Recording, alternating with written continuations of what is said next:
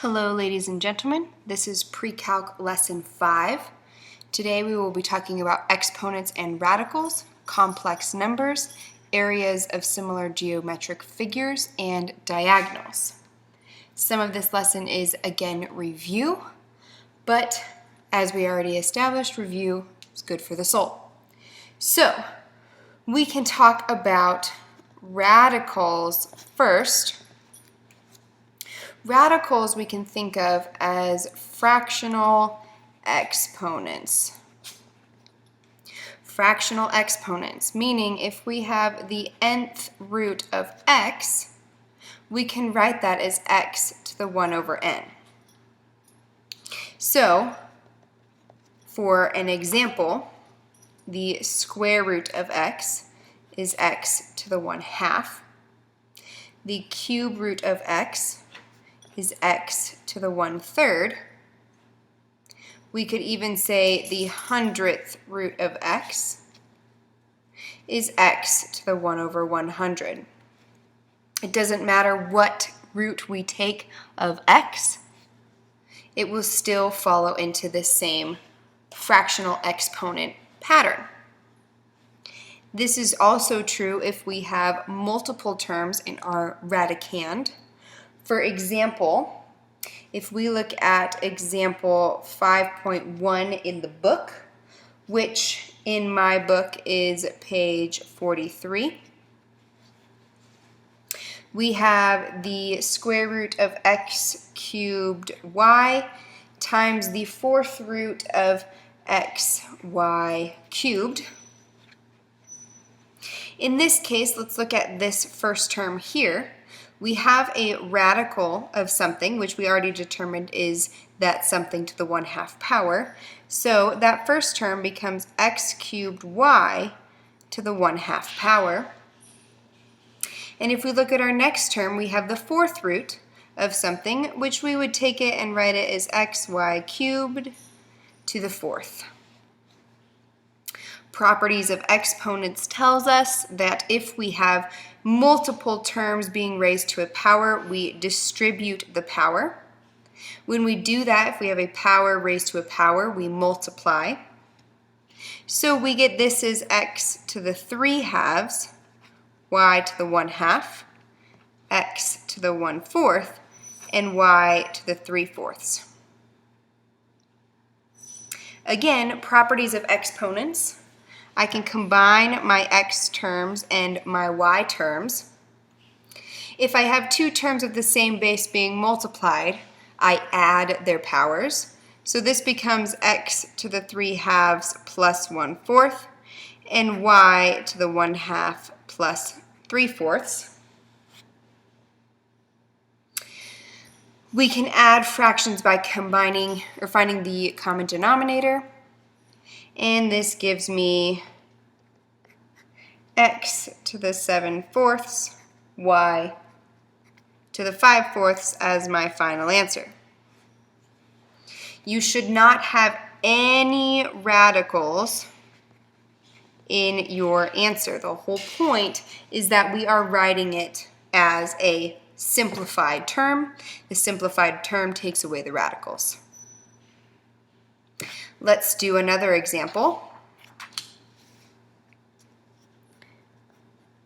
This is example 5.2 on the same page in your book. We have a to the x over 2 times y to the 2 minus x raised to the 1/2 all over a to the 3x y to the negative 2x. This example is using our knowledge of exponents and properties of different equations. The first thing that we need to do is if we have a power raised to a power, then we multiply them, which we will do with this y term here. So I'm going to leave my a term alone and write it as a to the x over 2. This becomes y to the 1/2 times 2 minus x. And my denominator I'm not going to change. There's nothing to distribute. Now this 1/2 I can distribute to both of these terms. which I will do. What I am also going to do in this step is if I have a power, something raised to a power over the same base raised to a power, I can subtract them. So this becomes a to the x over 2 minus 3x. And here, once I distribute, I get y to the 1 minus x over 2. And I can subtract this power down here, subtract negative 2x.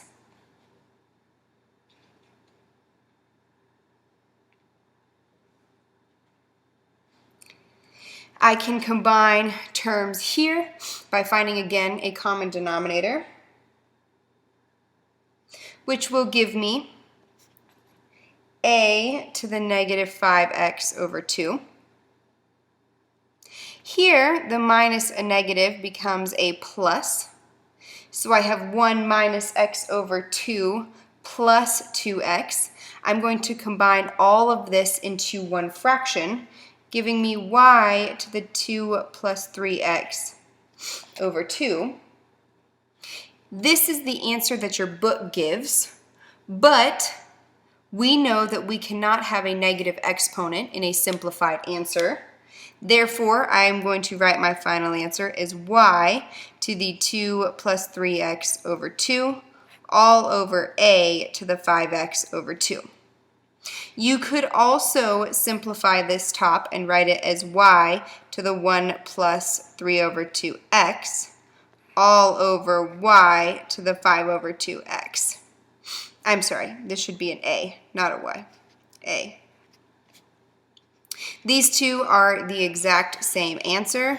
It does not matter which one that you choose to do. One more example.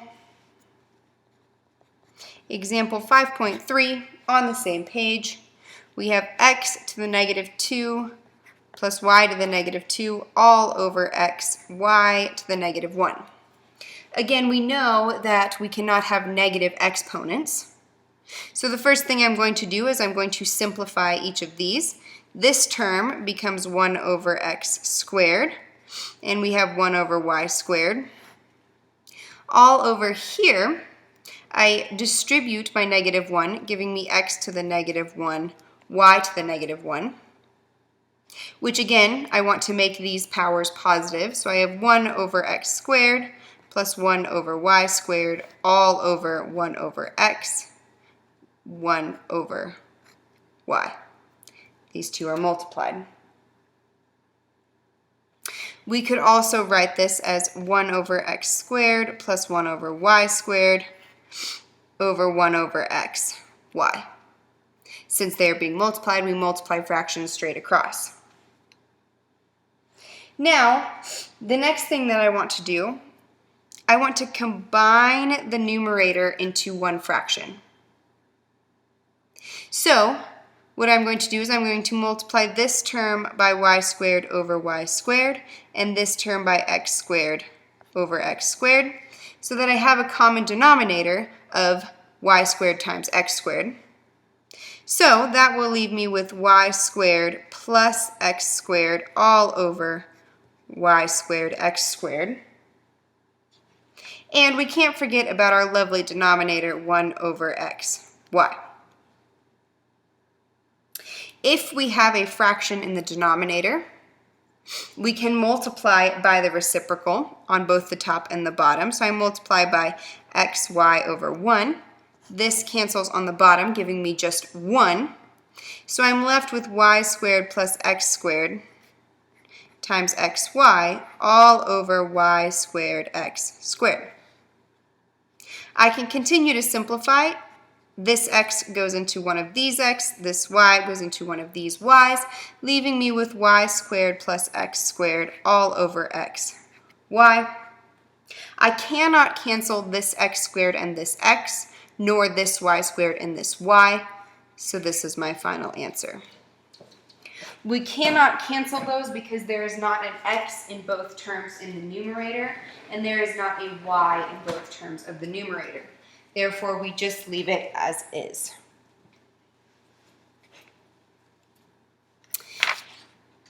The next example we're going to do is about radicals. This is example 5.4 on page 44. Again, this is using the second edition of our book. And we want to simplify. We have 3 radical 3 over 2 minus 4 radical 2 over 3 plus 2 radical 24.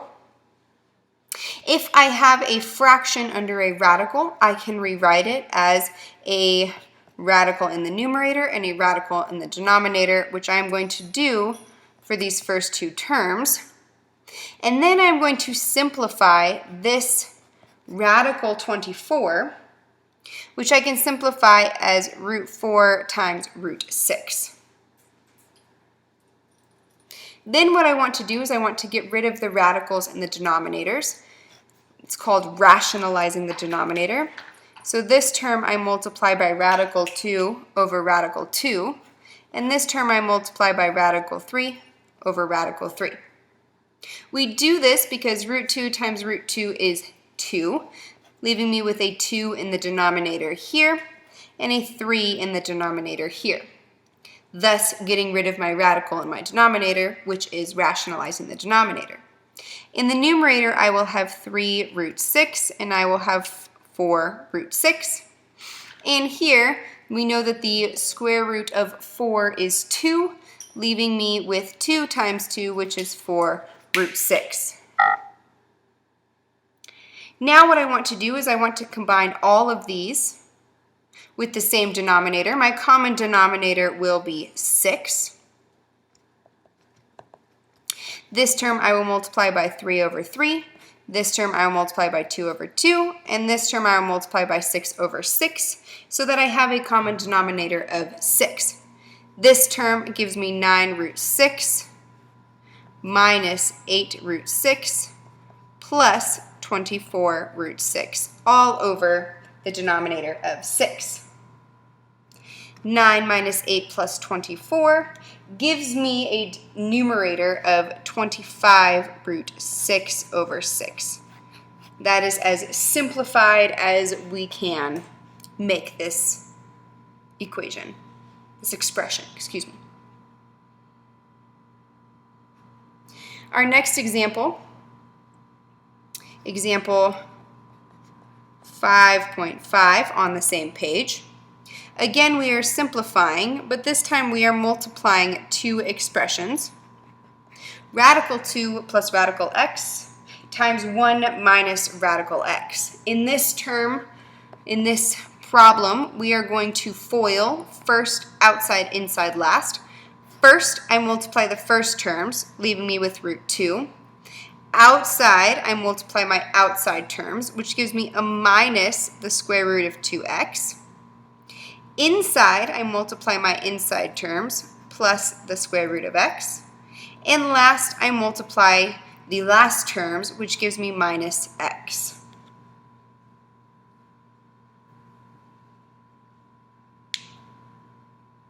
This term, I'm going to rewrite.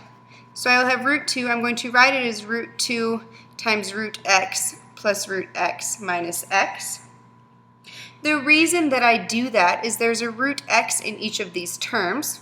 I can factor that out, leaving me with a radical 2 plus, if I factor out a root x here and a root x here, this term I'm left with a 1. Root x divided by root x is 1.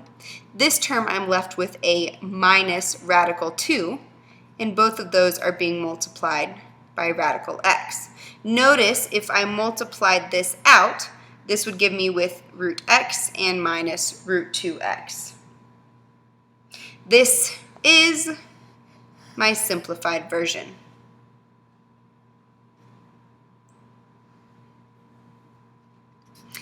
Moving along, let's talk about complex numbers. We remember our good friend Euler, and he had Euler's notation. We learned about I. I is defined as the square root of -1, gives us an imaginary number. And if we squared this, I squared is -1. We also can look at the standard form of a complex number, the standard form is a plus bi. A is our real portion and bi is our imaginary portion. It is extremely important. Put a big arrow, put a big star, put a smiley face next to it, important, underlined circle, smiley face, heart, star, highlight, whatever you need to do, because this is the standard form. When you are simplifying complex numbers, it always needs to be written in this form, a plus bi. It is incorrect if you write it bi plus a. That is wrong. A, the real portion, always has to go first. That is not a preference, that is a rule we follow. So if we looked at this example, example 5.6, in my book it is page 45, we are to simplify. We have 3i cubed plus 2i to the 5 minus 3i plus 2i squared. We don't know what I cubed is, but we do know what I squared is. So I'm going to rewrite this term as 3i squared I. This term I will rewrite as 2 times I squared times I minus 3i plus 2i squared. The reason I do this is because it relates everything back to my I squared term. Because I know that I squared is negative 1. So this becomes 3 times negative 1, which gives me minus 3i. I have negative 1 times negative 1, which is a positive 1 times 2, gives me a positive 2i minus 3i. This term does not change. And 2 times negative 1 gives me minus 2. These are my imaginary portions. This is my real portion. So my real portion goes first as negative 2. My imaginary portion becomes negative 3 plus 2 minus 3, or negative 3 minus 3, which is negative 6 plus 2, gives me minus 4i. This is my final answer, real portion, then imaginary portion. Let's do another example. This is example 5.7 on the same page in your book, and we are simplifying the square root of negative 3 times 4 plus 3 times the square root of negative 2 times the square root of negative 9 plus the square root of negative 16 plus the square root of 16. Now, we must remember, let's make ourselves a little note, the square root of negative 3, we can rewrite this as the square root of 3 times the square root of negative 1. We know that the square root of negative 1 is I. This becomes the square root of 3 times I. So this term here I'm going to rewrite as the square root of 3 times the square root of 4i plus 3. Again, here I'm going to write it as the square root of 2 times the square root of 9i squared. There's an I in this term, there's an I in this term. Then I will rewrite this as the square root of 16 times I plus the square root of 16, which we know is 4. This term here I can simplify. The square root of 4 is 2, leaving me with 2 root 3i. Here I have the square root of 9, which is 3 times 3 gives me 9 root 2i squared. I'm going to write as negative 1. This term here, the square root of 16 is 4, so I have plus 4i, and my plus 4 goes along for the ride. I'm going to continue to simplify. If I look at my terms here, these are my imaginary terms, and these are my real terms. I'm going to put my real terms first. This will become a negative 9, so I will have 4 minus 9 root 2. This is my real portion. I can even put parentheses around it if it helps me remember. This is my real portion. And then here I have 2 root 3 plus 4i. So I'm going to bring out the I, writing it as 4 plus 2 root 3 quantity times I which is my imaginary portion. The reason I bring out the I is so that I only have one imaginary term. If I factor out the I, it leaves me with a single coefficient, which is what I want to write it as the most simplified form. Let's continue. We are moving past radicals and imaginary numbers, and now we are going to talk about geometric solids. We also can call it geometric figures. Particularly, we will talk about similar geometric figures, but we'll get into that in a minute. We remember that if we are finding the area of a geometric solid, the area is two-dimensional, which means that we will have units squared as our units term.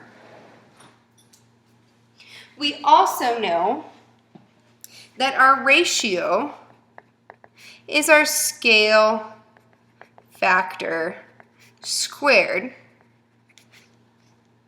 which we will get into more detail in a moment. When we look at our first example, this is example 5.8, which is on page 45.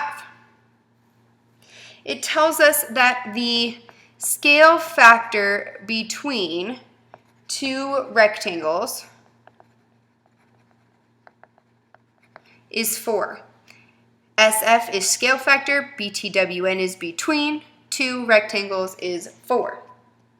What is the ratio of the areas? Well, if we looked at our two rectangles, I'm going to draw two rectangles. I'm going to call this the area of the first one. We have length times width. So the area of our first one is just length times width. And if I draw my second rectangle, this is the area of the second one. I know that the scale factor between them is 4, so instead of just having a length, I now have 4 times my length and 4 times my width, leaving me with the area of my second triangle is 4 length times 4 width, which gives me 16 length times width. Therefore, if I set up my ratio of my areas, area 1 to area 2 gives me length times width over 16 length times width, which my length times width cancel, leaving me with a ratio of 1 to 16. And that answers my question. What is the ratio of the areas? The ratio of the areas is 1 to 16, or 16 to 1. That tells me the ratios of my circles. Let's do another example.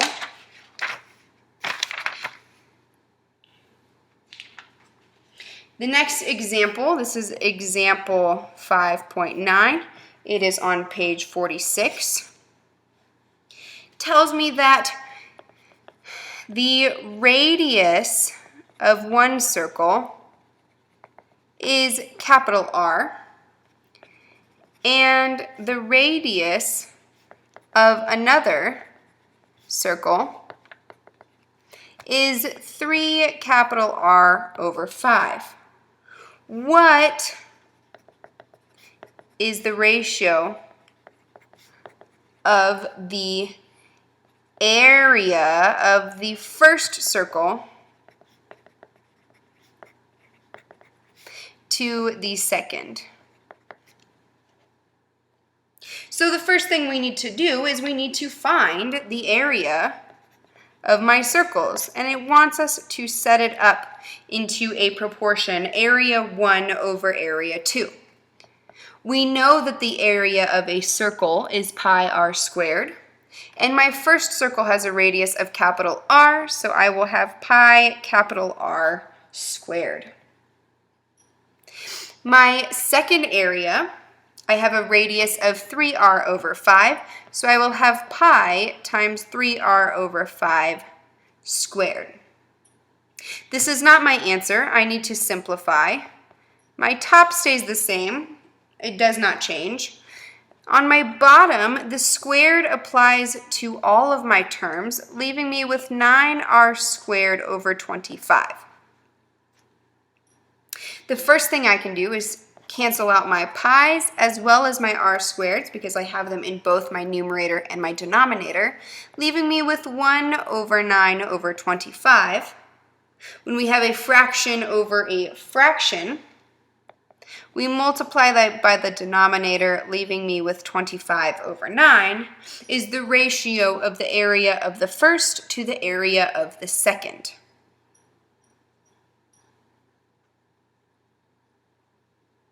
Now we will move on. We have the diagonals of rectangular solids.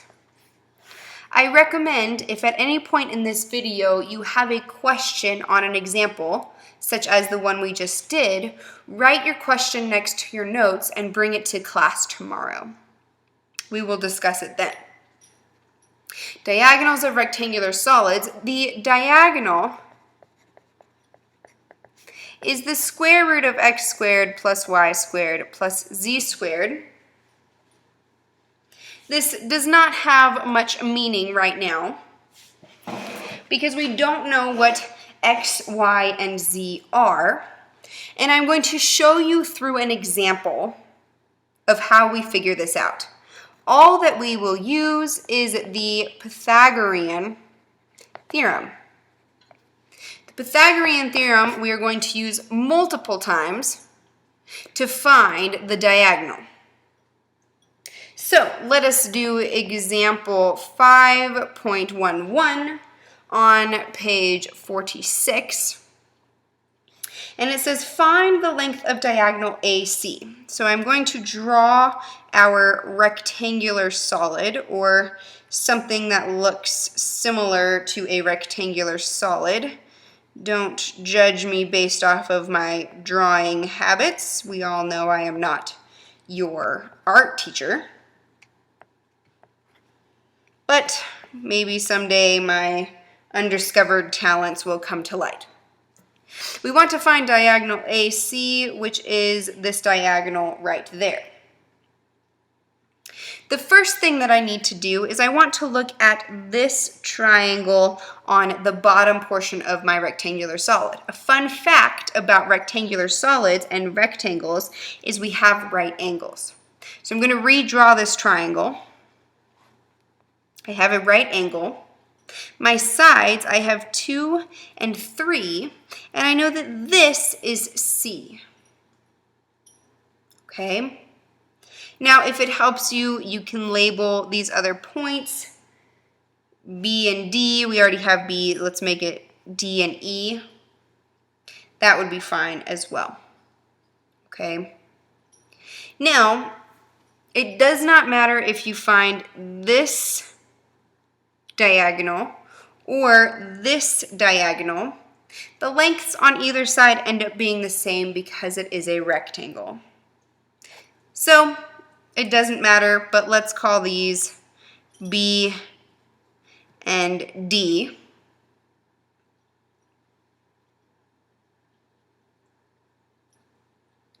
Now,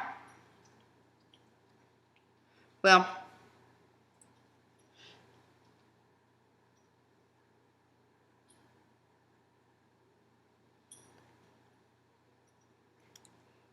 I drew this wrong. I'm sorry, this should be D, this should be C. I was looking at my picture backwards because that's my right angle.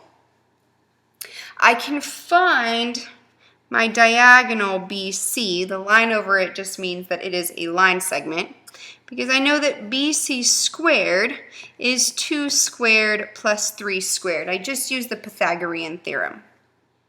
So I know that BC squared is 4 plus 12, and by 12 I mean 9. 3 squared is 9, which gives me 13. So BC is the square root of 13. I'm going to add that to my picture. Now, if I want to find my diagonal AC, again, I'm going to redraw my triangle.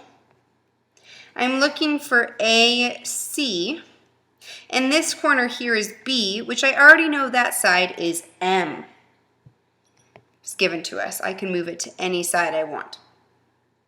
I'm looking for this diagonal AC here, and I just found that BC was the square root of 13.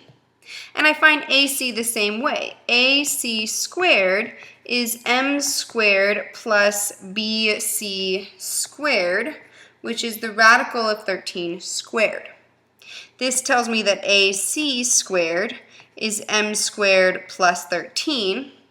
So AC is the square root of M squared plus 13. And we are done. All that you do if you are given a rectangular solid is you use the Pythagorean theorem twice. So the Pythagorean theorem we use twice. That is our key to the whole thing. And it doesn't matter what you have over here, BC, AC, BD. It doesn't matter because it's just a term that we are squaring. It's a variable that we are squaring. Again, if you have questions or want me to go over this example again in class, I can do that. Just ask me tomorrow. But for now, that is all we have.